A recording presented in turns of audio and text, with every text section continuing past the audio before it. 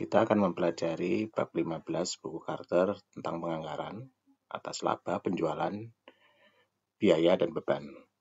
Ada 5 tujuan pembelajaran. Yang pertama, mendefinisikan profit planning, membedakan perencanaan jangka panjang dan jangka pendek, lalu menyebutkan manfaat dan persoalan dalam profit planning. Lalu kita bisa menyebutkan prinsip-prinsip dasar dalam pengembangan anggaran dan pelaksanaan anggaran. Lalu apa saja aspek-aspek perilaku terkait dengan penganggaran. Dan yang terakhir, menyiapkan operating budget lengkap termasuk budgeted financial statement dan sebagainya. Itu yang akan kita bahas pada bab ini. Kita mulai dengan profit planning atau perencanaan laba. Dalam bisnis, istilah profit planning dan penganggaran seringkali digunakan secara sinonim. Jadi, pada intinya profit planning adalah pengembangan suatu rencana operasional perusahaan dalam mencapai tujuan-tujuan dan sasaran-sasarannya. Karena itu, ini menjadi penting dan profit menjadi fokus utama karena tujuan dari industri atau perusahaan komersial adalah menghasilkan laba. Nah, anggaran ini sama dengan di buku Hongen adalah rencana yang dinyatakan dalam bentuk uang atau ukuran kuantitatif lainnya. Jadi, profit plan itu akan terdiri dari operational budget dan budgeted financial statement.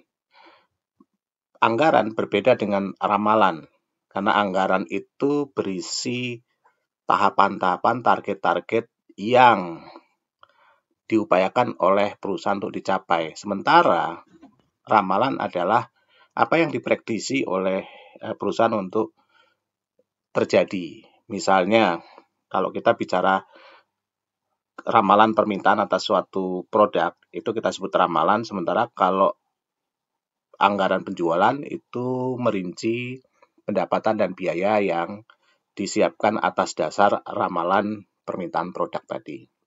Jadi penting untuk membedakan antara ramalan dan anggaran. Nah, suatu perencanaan laba yang baik itu sangat difficult karena banyak faktor yang mempengaruhi bisnis. Jadi ini tidak mudah. Bisnis harus dapat mengidentifikasi berbagai faktor yang akan mempengaruhi penganggarannya. Misalnya perubahan teknologi, tindakan dari kompetitor, kondisi ekonomi, demografi, selera konsumen, preferensi konsumen, sikap sosial, faktor-faktor politik, dan sebagainya. Dan kekuatan-kekuatan ini umumnya tidak dapat dikendalikan oleh perusahaan dan seringkali besarnya dan arah dari perubahan juga sulit untuk diprediksi.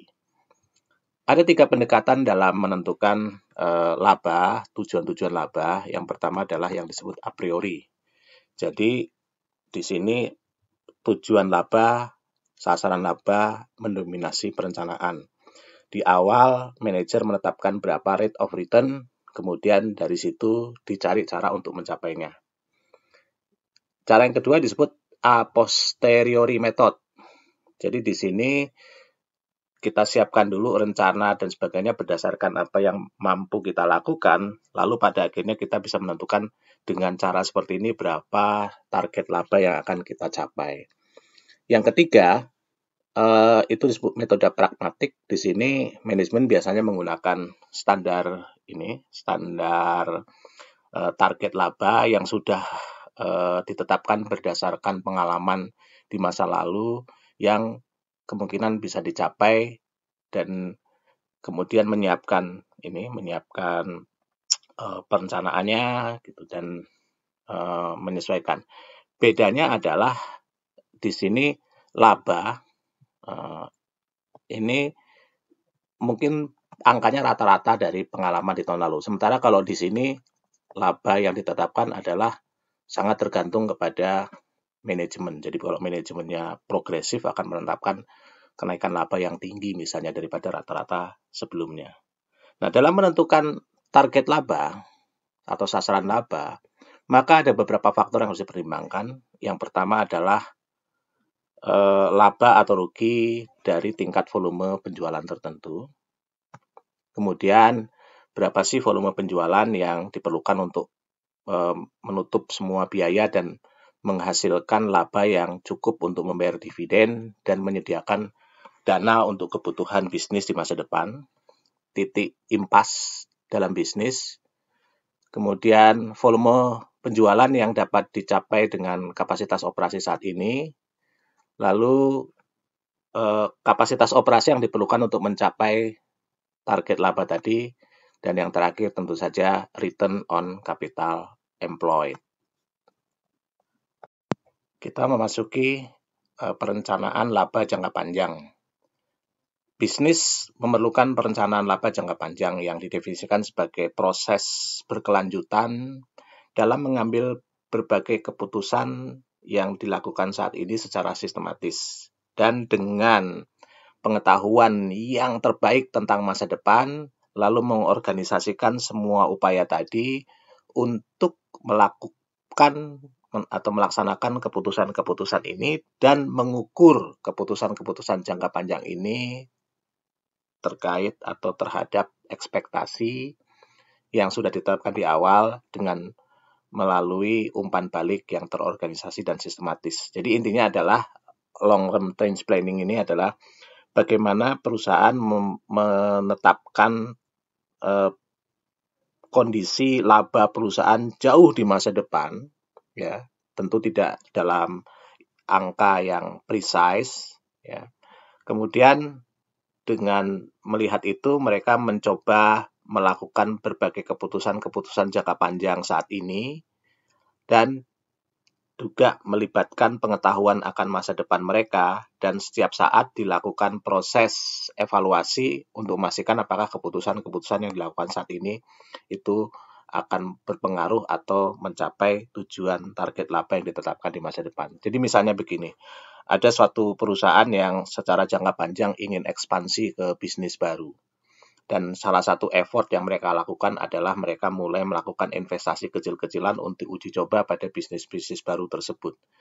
Nah, mereka mencoba melihat bisnis baru apa yang kira-kira di masa depan mereka mampu bersaing dan tidak mudah untuk dikalahkan oleh kompetitor. Misalnya ini salah satu indikatornya. Dan sambil dalam proses ini mereka akan melihat ketika bisnis baru dimulai, mereka akan melakukan evaluasi 3 bulanan, 6 bulan, 1 tahun, apakah memang bisnis baru ini prospeknya bagus dan seterusnya. Apabila bagus mereka akan teruskan, apabila tidak bagus mereka akan tutup dan ganti ke bisnis yang lain.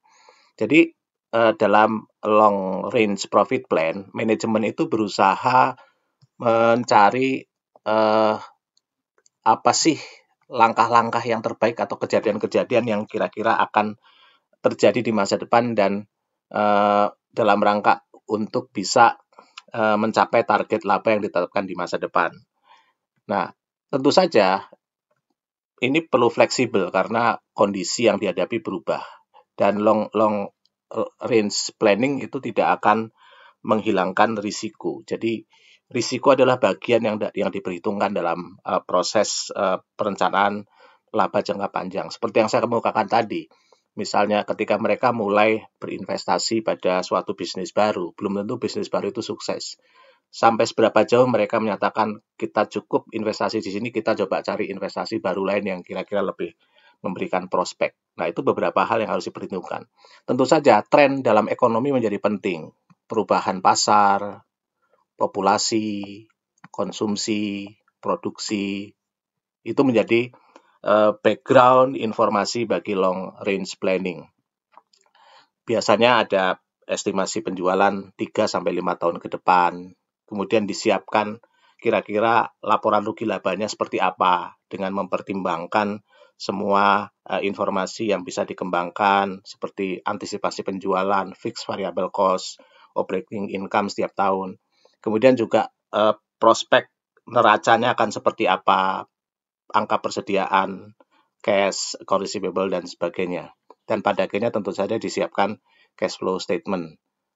Nah, salah satu poin penting dalam long term profit planning adalah rate of return capital employed, karena bagaimanapun juga bagi bisnis yang paling utama adalah bagaimana semua upaya tadi mencapai tingkat pengembalian modal yang memang diharapkan.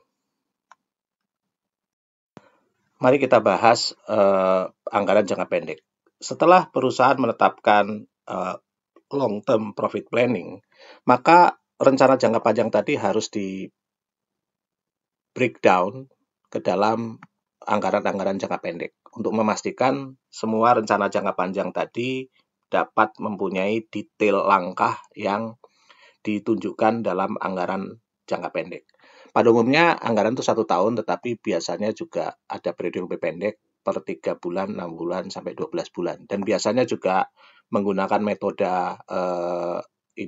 rolling ya, model rolling di mana disiapkan 18 bulan dengan tambahan 3 bulan di awal dan 3 bulan di akhir ya. Itu biasanya untuk masing-masing, karena supaya kita bisa melihat bahwa anggarannya adalah transisi dari periode sebelumnya ke periode berikutnya. Nah, secara umum anggaran dalam suatu periode itu mempunyai beberapa karakteristik. Pertama, tentu dibagi ke dalam bulanan, lalu cukup panjang untuk menyelesaikan proses produksi ya. Jadi yang lengkap. Kalau dalam bisnis perkebunan misalnya, apabila siklus produksinya 18 bulan, maka umumnya periode anggaran akan lebih dari 1 tahun. Tentu saja mengcover paling tidak 1 siklus musiman ya. Apabila bisnisnya musiman, kemudian cukup panjang untuk mencari pendanaan di muka apabila diperlukan, dan biasanya dia sama dengan financial accounting period supaya bisa memastikan antara aktual dan anggaran. Ada 5 manfaat dari profit planning atau budgeting. Yang pertama, tentu saja dengan melakukan penganggaran itu ada upaya yang disiplin untuk identifikasi masalah dan penyelesaiannya. Jadi dengan anggaran, setiap orang di dalam organisasi yang menyusun anggaran akan melihat apa yang menjadi persoalan apabila kita ingin mencapai tujuan-tujuan ini. Lalu bagaimana caranya? Jadi dengan adanya anggaran, setiap periode akan ada upaya untuk belajar dari setiap aspek bisnis, kemudian berusaha meriksa kembali apakah kebijakan dan program itu memang sudah tepat. Yang kedua, anggaran atau profit planning itu dapat menyediakan arah bagi semua tingkatan organisasi, karena jelas dalam penganggaran ditetapkan target atau tujuan utamanya, dan itu akan menjadi fokus seluruh organisasi untuk ke arah sana dan akan mendorong efisiensi dan masalah perhatian terhadap biaya. Yang ketiga, tentu saja akan meningkatkan koordinasi. Itu sudah pasti, karena begitu kita arahkan semua pihak ke arah yang sama, maka tidak mungkin satu pihak dengan pihak lain dalam organisasi itu bekerja sendiri-sendiri. Mereka akan berupaya untuk bekerja sama sehingga masing-masing dapat mencapai target-targetnya yang secara keseluruhan akan mendukung target organisasi. Lalu yang keempat, proses penganggaran atau profit planning itu akan memberikan kesempatan untuk memunculkan ide-ide dan kerjasama di antara berbagai manajemen, karena mereka akan berdiskusi, berdebat. Oleh karena itu penganggaran perlu adanya partisipasi dari semua pihak, sehingga semua pihak tadi dapat memunculkan ide-ide mereka, diskusi untuk mencapai tujuan bersama, dan pada akhirnya akan mendapatkan atau memberikan dukungan terhadap rencana akhir. Ini juga akan membangun komitmen atas target yang sudah ditetapkan.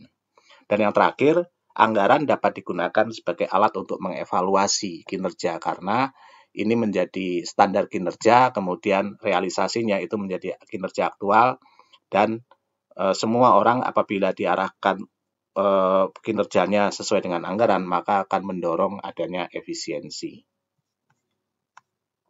Perencanaan laba atau anggaran memiliki beberapa keterbatasan.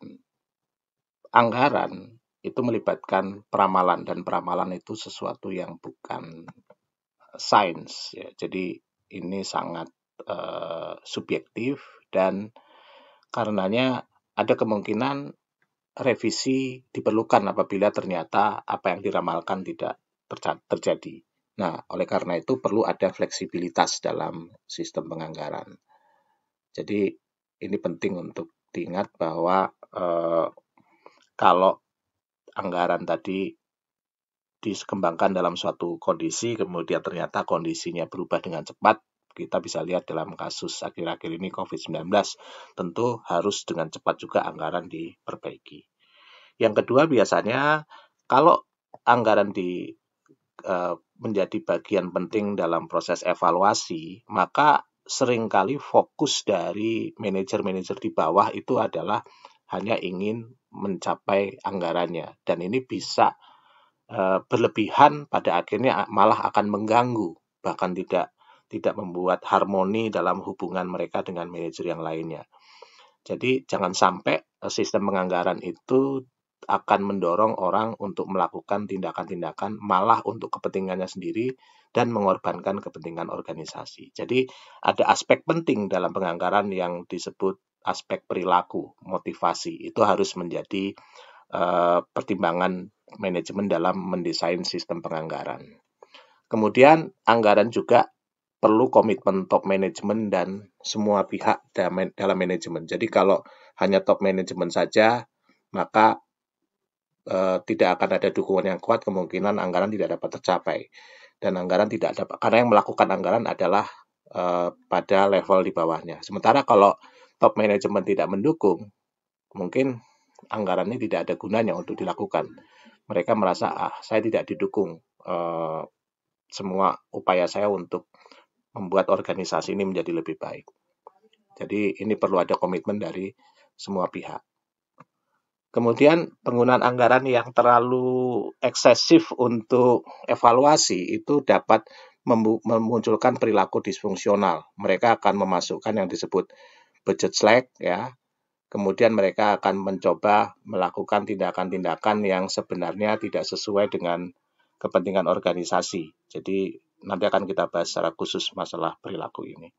Kemudian profit planning atau anggaran tidak mengganti peranan administrasi. Administrasi bahkan diperlukan supaya kita bisa tahu apa yang terjadi dalam perusahaan. Sementara anggaran hanya diarahkan untuk menjadi alat bagi manajemen mengendalikan perusahaan menuju ke tujuan-tujuan organisasi. Yang terakhir, menyusun atau menyiapkan anggaran atau memasang anggaran yang tepat itu memerlukan waktu. Tidak semua orang mau terlibat dalam proses ini. Masing-masing perlu paham bagaimana caranya. Perlu ada edukasi, perlu ada proses penyesuaian, perlu ada proses pembelajaran. Untuk dapat menghasilkan anggaran yang efektif bagi pencapaian tujuan organisasi, maka kita perlu memahami yang disebut prinsip-prinsip penganggaran. Pada dasarnya ada 3. Yang pertama adalah prinsip bahwa anggaran itu harus diarahkan oleh yang disebut budget committee. Kemudian yang kedua, anggaran itu harus disusun dan dikembangkan dan dilaksanakan dengan prinsip-prinsip tertentu. Dan yang ketiga, ada prinsip-prinsip yang harus kita pahami terkait dengan perilaku manusia terkait dengan anggaran. Kita lihat satu persatu. Siapa budget committee? Budget committee terdiri dari sales manager, production manager, chief engineer, treasurer, dan controller. Karena mereka ini paling tidak orang-orang yang tahu. Sales akan menentukan berapa penjualan yang akan dicapai untuk target yang ditetapkan oleh manajemen. Yang kedua, proses produksinya dan anggaran produksinya oleh tim produksi termasuk chief engineer. Kemudian treasurer akan menentukan berapa kebutuhan dana untuk bisnis sehingga mereka perlu mencari dana atau mungkin ada kelebihan dana mereka dapat menyimpannya. Dan controller tentu saja pihak yang akan menyiapkan semua proses tadi. Nah, apa yang mereka lakukan? Mereka menentukan kebijakan umum, mereka akan meminta dan mereview estimasi anggaran yang disampaikan kepada budget committee tadi. Lalu apabila mereka selesai mereview, mungkin mereka akan meminta adanya revisi, lalu menyetujui revisi tadi, dan kemudian laporan-laporan anggaran tadi akan mereka analisis dan mereka mungkin akan meminta adanya tindakan-tindakan atau hal-hal atau aksi-aksi baru supaya lebih efisien dalam proses penganggaran. Ini peranan dari budget komite. Kemudian yang kedua, ada beberapa prinsip terkait dengan pengembangan dan implementasi anggaran. Yang pertama tentu saja harus ada arahan dan komunikasi yang cepat kepada semua pihak terkait dengan asumsi dan tujuan organisasi. Jadi karena ini penting, pada tahap awal yang namanya asumsi dan objektif dari anggaran harus segera dikomunikasikan dan diberikan panduan yang cukup.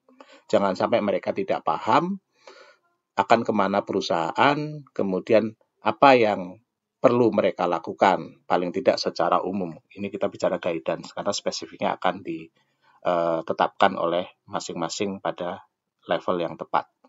Lalu tentu saja partisipasi paling penting. Jadi dalam penganggaran semakin banyak pihak yang berpartisipasi, maka biasanya mereka akan bertanggung jawab lebih atas pelaksanaannya dan pada akhirnya akan mendorong ketercapaian tujuan organisasi melalui anggaran tadi. Tapi persoalannya adalah ini tidak mudah karena semakin banyak yang berpartisipasi, semakin banyak pihak, tentu saja akan semakin banyak orang yang berdebat, yang mempunyai kepentingan dan pandangan berbeda. Tetapi sebenarnya di sini leadership akan berjalan. Sepanjang pimpinan dapat mengarahkan seluruh organisasi untuk ke arah yang sama, tentu saja ini tidak akan menjadi kesulitan untuk mendorong partisipasi. Akan tetapi partisipasi tentu saja tidak mudah apabila di dalam organisasi banyak orang yang mempunyai kepentingan-kepentingan pribadi yang bisa jadi tidak sesuai dengan kepentingan organisasi. Oleh karena itu, partisipasi juga perlu didorong dalam konteks bahwa ketika mereka mengusulkan, mereka harus melihat apakah tujuan organisasi, kemudian ketika mereka melaksanakan, kita harus mengevaluasi mereka akan ketercapaian apa yang mereka rencanakan. Nah, dalam menyusun anggaran, jangan sampai muncul suasana atau cuaca yang mendorong ketidaknyamanan dan berusaha mempertahankan diri. Jadi, setiap orang harus mempunyai kebebasan dan otoritas untuk bisa mempengaruhi kinerjanya dan dengan demikian mereka akan mengambil tanggung jawab atas pencapaiannya. Jadi ketika itu di areanya, berikan kesempatan pada mereka untuk menentukan atau untuk mengusulkan apa yang tepat untuk itu sepanjang itu akan mencapai tujuan organisasi. Jangan sampai mereka merasa kalau saya usul A nanti pasti ditolak atau saya dianggap tidak tepat atau saya dianggap orang yang memberontak dan sebagainya. Tetapi juga jangan sampai mereka juga berlebihan sehingga tidak melihat tujuan organisasi. Nah, apabila kita dapat menghilangkan ketidaknyamanan ya, dan upaya mempertahankan diri, kemungkinan orang tidak akan berusaha memasukkan budget slack di dalam anggaran mereka. Yang keempat, persiapan anggaran itu harus terstruktur. Seperti yang kalian ketahui di pemerintah itu ada proses yang tetap, yang pasti, dan harus dilaksanakan dengan jadwal yang ketat. Nah, tujuannya apa? Jadi tujuannya adalah supaya anggaran itu tidak molor waktunya, karena memang prosesnya sulit, banyak pihak yang terlibat, jadi mereka semua harus memastikan bahwa mereka benar-benar fokus di sini. Ya. Nah, seringkali hal-hal yang membuat anggaran bisa cukup sulit untuk disusun dengan cepat adalah bagaimana kita apabila tujuan itu terlalu menantang sehingga banyak orang merasa agak sulit menghadapi ya. Mereka apalagi kalau mereka merasa bahwa itu tidak dicapai. Nah, oleh karena itu dalam penganggaran harus ada proses di mana aspirasi itu harus dimunculkan sehingga mereka merasa bahwa ini bagian dari apa yang mereka lakukan. Dan apabila nanti ternyata ada kegagalan dari awal sudah dapat diantisipasi dan dapat dilihat faktor-faktor tersebut dan faktor-faktor tadi dapat dikendalikan. Kemudian tentu saja dalam penyusunan anggaran perlu ada banyak asumsi ya. Jadi kalau kita bicara asumsi ini, kalau kita bicara anggaran negara itu banyak sekali asumsi nilai tukar, asumsi harga BBM dan sebagainya untuk memastikan kita bisa menyusun anggaran. Di bisnis juga sama, apabila bisnisnya itu multinasional, tentu mereka harus mengasumsikan berapa nilai tukarnya. Mereka juga mengasumsikan bagaimana pesaing akan bereaksi terhadap rencana mereka. Ya, jadi proses ini tidak proses linear, akan terjadi proses iteratif, bolak-balik. Kalau asumsinya A bagaimana, kalau asumsinya B bagaimana, kalau asumsinya C bagaimana, dan kemudian baru diputuskan asumsi mana yang terbaik, dan itu yang akan mereka pilih. Nah, jika anggaran disusun dengan baik, maka biasanya dalam implementasi akan mudah. Tetapi implementasi juga perlu ada beberapa guidance yang harus dilaksanakan. Yang pertama, harus ada reward, ya. Tapi reward ini harus diarahkan kepada pencapaian tujuan organisasi. Ya. Kemudian reward harus diarahkan untuk memberikan upah atau reward terhadap pencapaian, jangan menghukum. Karena biasanya kalau orang dihukum itu jauh lebih menyakitkan daripada kalau diberikan reward. Kemudian feedback harus cepat, ya, pada setiap individu sehingga mereka dapat dengan cepat mengambil tindakan-tindakan perbaikan. Ini prinsip-prinsipnya yang terkait dengan pelaksanaan anggaran. Hal yang penting yang harus diperhatikan dalam proses penganggaran adalah pengaruh anggaran terhadap perilaku manusia. James L. Pierce menyatakan bahwa anggaran tidak boleh digunakan sebagai alat untuk membuat orang bertanggung jawab, tetapi lebih pada tujuan aktivitas mengarahkan mereka untuk mencapai tujuan organisasi. Karena seharusnya perencanaan dan pengendalian itu adalah alat yang untuk membebaskan individu bekerja dengan sebaik mungkin, bukan alat untuk menghancurkan atau alat untuk menyalahkan. Sikap dari manajer terhadap anggaran sangat bergantung pada hubungan antara manajer tadi dengan manajer yang lainnya. Jadi di sini kalau memang diarahkan dengan tepat, maka akan ada peningkatan kesempatan untuk meningkatkan kompensasi bagi mereka, kepuasan, bahkan mungkin promosi apabila mereka dapat mencapai hasil yang memadai atau sangat bagus. Tetapi kalau berhadapan dengan kelompok manajemen yang memang bersungut-sungut atau tidak begitu suka, maka mereka akan berusaha untuk membuat anggaran ini tidak dapat berjalan dengan baik. Nah, anggaran tidak akan sukses kalau orang yang menjalankan tidak menerimanya. Dan juga sangat terkait dengan bagaimana motivasi itu bisa mendorong manajer berbuat baik. Jangan sampai sistem kompensasi itu tidak punya kaitan antara upaya dan hasil. Kemudian dan reward. Lalu yang berikutnya juga jangan sampai sistem penilaian pegawai itu di luar kemampuan mereka untuk mengendalikan dalam proses pengambilan keputusan.